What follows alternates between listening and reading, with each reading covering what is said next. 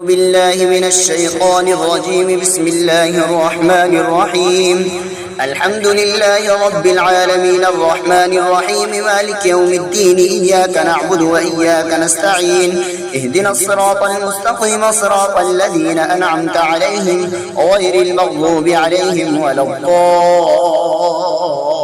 الضالين. بسم الله الرحمن الرحيم.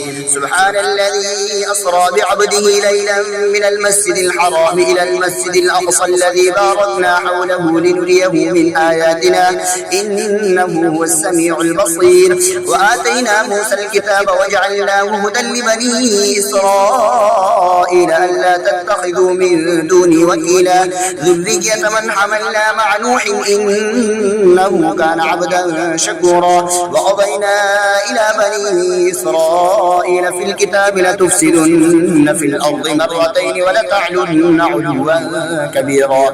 فإذا جاء وعد أولاهما بعثنا عليكم عبادا لنا أولي بأس شديد فجاسوا خلال الديار وكان وعدا مفعولا. ثم رددنا لكم الكرة عليهم وأمددناكم بأموال وبنين وجعلناكم أكثر نفيرا. إن أحسنتم أحسنتم لأنفسكم وإن أسأتم فلها.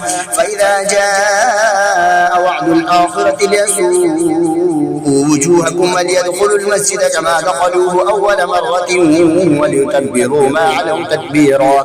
عسى ربكم أن يرحمكم وإن عدتم عدنا وجعلنا جهنم للكافرين حصيرا. إن هذا القرآن يهدي للتي هي أقوم ويبشر المؤمنين الذين يعملون الصالحات أن لهم أجرا كبيرا وأن الذين لا يؤمنون بالآخرة أعتدنا لهم عذابا أليما. صدق الله العظيم.